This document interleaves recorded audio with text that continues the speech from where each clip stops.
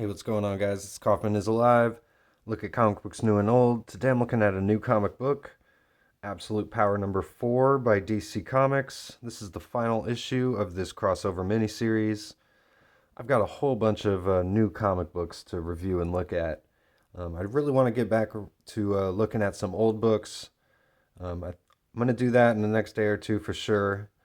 But I want to check out this Absolute Power. It's the final issue of this leading into DC All In, which actually starts next week when Absolute Batman is released, if I'm not mistaken. So we've got Superman here. He's got his black and silver costume, which is cool. I always like that alternate costume.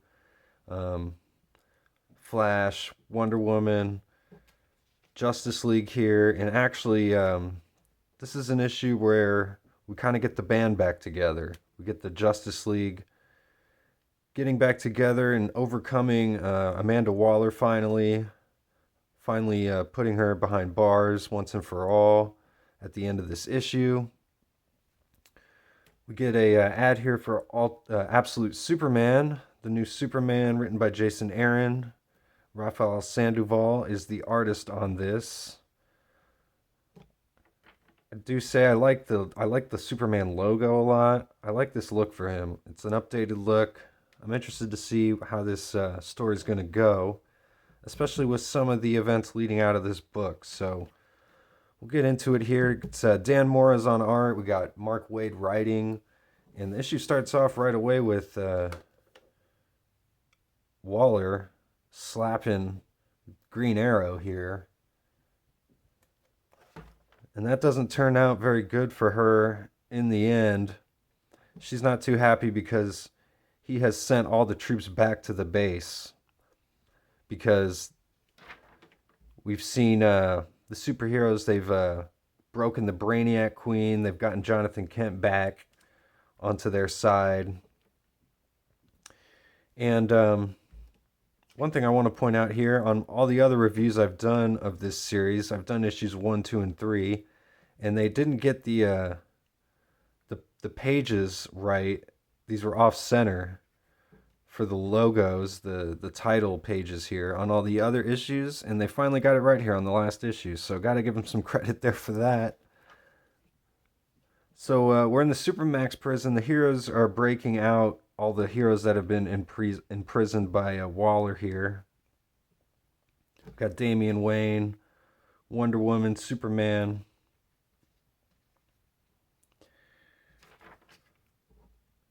And one thing I really like about this issue is Nightwing is pretty much in charge here. The Titans were kind of leading the charge throughout Absolute Power once Waller kind of enacted her plan. And so I really like that he's getting the lead role here, bringing everyone into action here against Waller, Mr. Steel.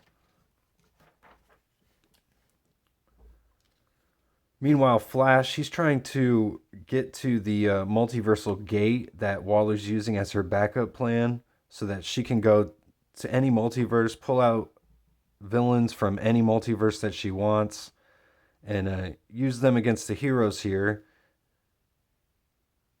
And Flash is basically trying to close it. And there's a really frantic pace to every page in this book for sure. And I really like Dan Moore's artwork. Absolutely looks awesome here. At times I get kind of a Jim Lee vibe from it. And the fast-paced action gives me that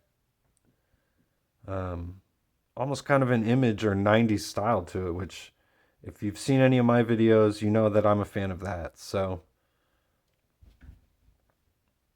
we got Green Lantern here showing up to try and help Barry. He's trying to close these gates, but he's never seen technology like this before. They've just got their powers back. We've got the Amazo robots here, which is pretty much Waller's last line of defense. Failsafe grabs Nightwing here, and she's got some kryptonite. She said she's going to put them out of their misery once and for all. So Batman, he's working over here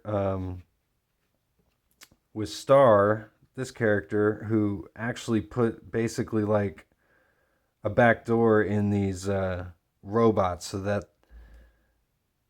they'll be able to revert them back to the point before they stole the powers, because that was how they kept rebooting and not being killed off by the Justice League heroes. Is they were able to keep going back to the point, like a save point basically. And that was put in there by Star, but now he's helping Batman and Blue Beetle here.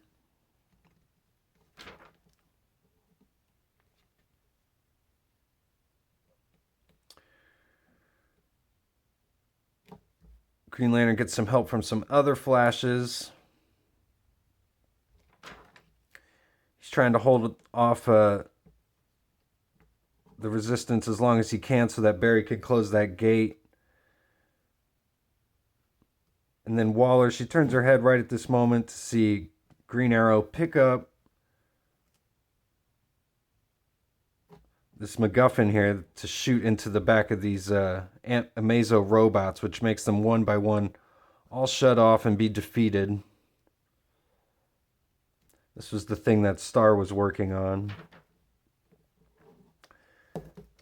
So all the heroes are getting their powers back now. Get a really awesome splash page here.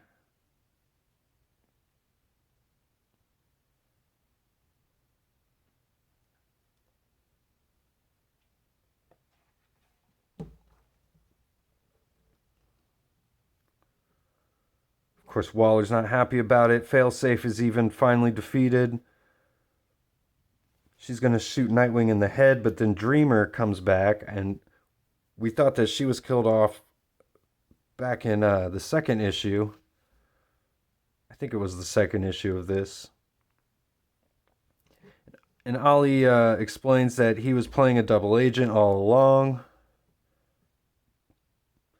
Later on, he explains that Martian Manhunter put a telepathic implant into him so that it would actually make him believe in Waller's plan, so that none of her telepaths could tell that he was lying until the timer went off on it, which it just had when he sent everyone back here for this final battle so that the heroes could regroup and Arrow could rejoin them and they could defeat all these robots finally and get Waller.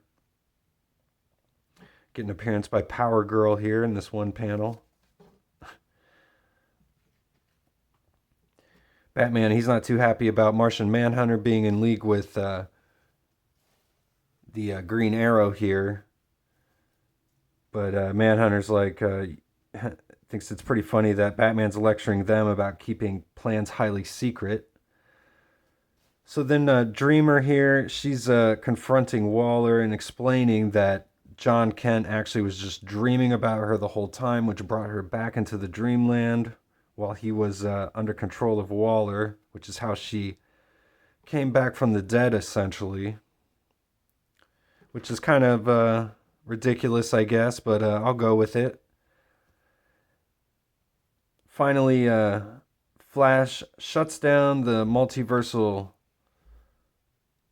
door that Waller wanted to use. She gives a big supervillain speech, a villain rant that even Nightwing calls her out on. She's saying that she won, but cleverly they used the character Arrowwave to broadcast her villain speech to the entire public that she thought she had duped into believing that all the heroes were actually villains and ill to society. So she's finally defeated, and then we find out kind of the aftermath of everything, which is the most interesting part of this book, I'd say. The battle was really good, though, not to put anything against all the previous pages, but I think we're all kind of here for what's going to be leading into All In, because we already know that that's the next big thing that's happening with DC. So what we get basically is we find out that Barry Allen, he's lost his powers, and some of the other heroes, they've also lost some of their powers, and some powers have even been switched around and not gone back to the right owners.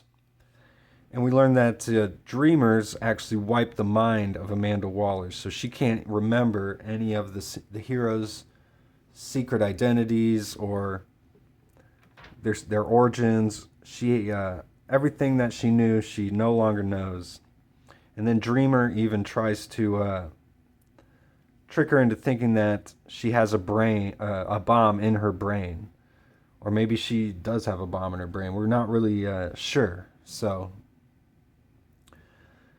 and then we head to the original Justice League headquarters, where Superman, Batman, Wonder Woman are meeting up with Green Arrow, and they want to try and figure out what his deal is, why he did what he did without letting them know, because some lives were irreversibly changed. So, and he concedes that, what he did was risky, but he did what he had to do.